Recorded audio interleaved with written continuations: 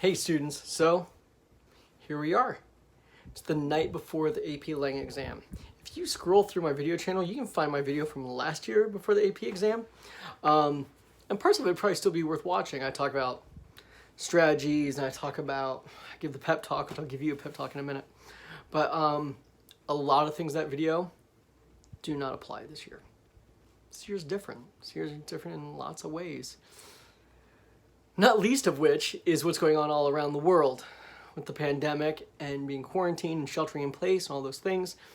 Questions that we have for next year, how's it going to impact us? Now, as a direct result of all those, we'll talk about those things another time.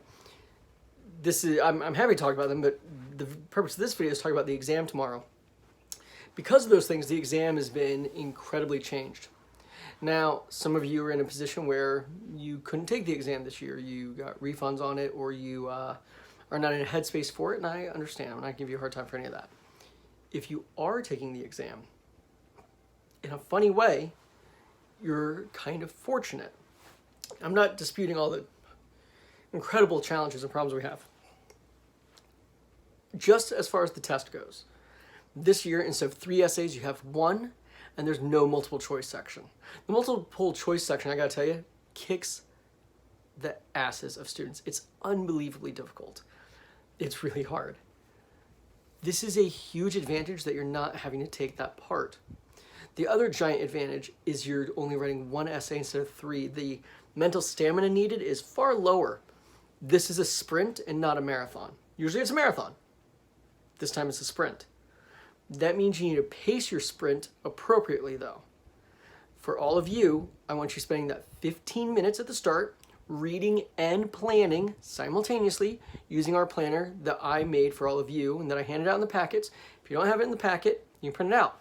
If you can't print it out, that's okay. Draw up your own version of it that works for you, but you should definitely have it with you for tomorrow for the exam. Again, that's in my Google Classroom if you need to find it. Having gotten your plan, having gotten it all together, you're more than halfway through writing it in a sense. Just follow your plan, write it out. You have 30 minutes remaining. If you're timing yourself, maybe give yourself a timer of like 42 minutes instead of 45. So you have a couple minutes to spare just in case things are going haywire and you can dash together at the end. Now, we've talked about test strategies in class. We've talked about it on Zoom. I've made videos. There's all these things. You're welcome to go back to all those things. I want to tell you this, though, and this is important. During these incredibly challenging times, I would hope we get a little bit of perspective that there are very big, very urgent, very important things in the world. Doing well on a test does not define success, does not define personal worth, does not define the arc of your future. The only things that will define the arc of your future are what we do after this. How we make the most of it, how we adjust, how we figure things out. And here's something very important to keep in mind. I have full and complete faith in each and every one of you. You are excellent. You are good in your hearts. You have strong minds. You have interesting opinions. And your opinion is worth knowing. That should be the thing you think about during these papers. Assert what you know, assert what you believe, assert what you think is worthwhile. Whether it's for this essay, for this exam, for whatever it is, in life, your opinion is worthwhile. You matter. You are excellent. And I love you all to bits. I think you're great. I hope you think you're great. I hope you know that you're great. And that you assert that greatness and do great things with it. I can't wait until I get to see you all in person. We will have a Zoom meeting after the exam so I can hear how you did and I can congratulate all of you. But no matter whether you pass this exam or not, I will continue to think that you are excellent and wonderful. I will continue to think that you are awesome. This exam, I'm a big fan of AP and College Board and in their instruction. I really am. But don't ever lose sight of this fact. A lot of these companies that make all the companies that make these tests, they're trying to make money. They're not nonprofits. Let me show you something. I'm going to adjust this a little bit. Watch. I'm going to tilt down here. See this shelf? From here all the way to here, these are books published for teaching this course and this exam. They are nearly all different publishers, all of them multi-million dollar companies trying to make more money. That's an interesting thing. This exam is important to these companies. Is it important to colleges? Kinda.